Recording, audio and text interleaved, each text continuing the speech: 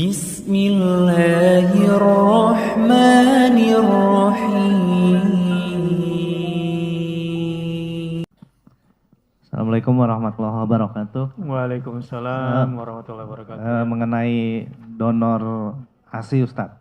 Donor itu tadi apakah yang dihitung sebagai saudara persusuan itu ketika dia menyusu pada tempatnya, atau sekarang ini kan banyak donor ASI yang botol dikasih mungkin tetangga juga dikasih. Nah itu apakah jatuhnya saudara persusuan atau bagaimana Ustadz? Demikian. Ada lagi? Ada lagi? Baik, bismillahirrahmanirrahim. Ustadz, saya pengen nanya, apa hikmahnya kenapa saudara sepersusuan itu jadi muhrim? Saudara sepersusuan itu menjadi muhrim. Ya. Oke, ada lagi yang lain?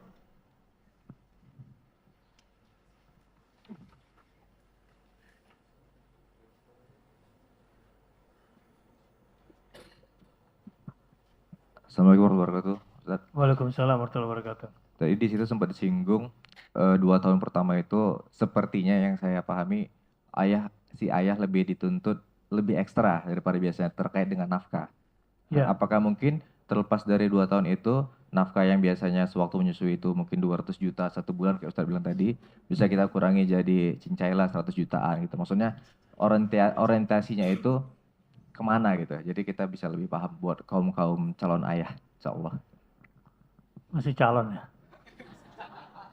Betapa menyedihkan. Baik. Pertanyaan nomor 3, saya jawab ringkas-ringkas saja. Tentu kebutuhan nutrisi seorang ibu dan anak di masa-masa menyusui dan terisolirnya gerak atau ruang gerak seorang ibu karena menuntut perhatian penuh dari anaknya dan anak juga menuntut hak yang sangat besar, maka kos ya yang dibutuhkan juga sangat besar. Apa yang harus dipersiapkan oleh seorang calon ayah?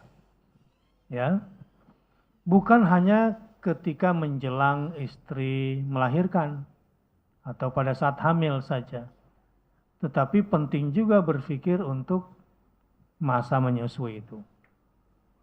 Sebab sebelum melahirkan memang penting, tetapi setelah dia melahirkan dalam kondisi yang sudah jelas-jelas hidup, ini perlu lagi digenjot lagi nutrisinya, terutama nutrisi kasih sayangnya, perhatian ayahnya, dan dalam mencari nafkahnya.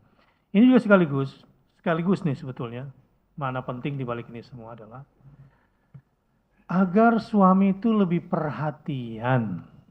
Nih, kadang-kadang nih, namanya istri dulu, ini baru punya anak 1 misalnya ya, kan udah gak cantik lagi kayak kemarin, ya kan? Apalagi pas menyusui itu berantakan deh dandanannya, sering diacak-acak sama anak-anak. Nah, suami kadang-kadang eng gitu. Di sini agar fokus kepada keluarga dalam bentuk menafkahi, sebetulnya tekanan mengayomi dan kasih sayang harus lebih banyak lagi. Dan insya Allah dengan begitu rezekinya pun akan ditambah karena semangatnya beda. Ya, akan bertambah lagi karena sudah punya anak nih. Jadi yang di rumah nggak lagi tinggal istri, tapi ada anak. Dengan demikian upaya-upaya keras. Semua kan kadang-kadang cari nafkah buat anak gitu ya. Itu yang sebetulnya menumbuhkan rasa kasih sayang. Yang kedua, apa sih hikmahnya? Kok mahram itu dilihat dari saudara susuan? Ya, karena memang susu ini akan menjadi darah daging. Dan air susu dari perempuan itu adalah juga dari darah daging perempuan, dari makanannya juga. Dan agama, khususnya agama kita Islam, itu pun ada aturannya. Jadi ada yang mengatakan 5 tetes dan ada yang mengatakan 10 tetes. Dan itu harus di tempatnya. Ya, sekaligus menjawab pertanyaan pertama. Walaupun ini masalah khilafiyah. Masalah khilafiyah, jadi itu dihitung sebagai saudara sesuan jika diminum di tempatnya, dari sumbernya. Dan hikmah terbesarnya karena memang ini merupakan darah daging si perempuan, susu itu. Nah, efek-efek medisnya ke depan jika ini menjadi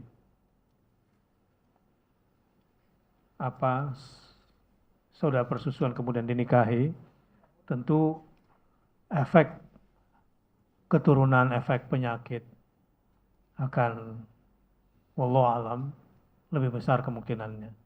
Sehingga Islam sebetulnya menganjurkan pernikahan itu kalau bisa semakin jauh semakin bagus, dan janganlah menikah dengan keluarga-keluarga yang dekat-dekat.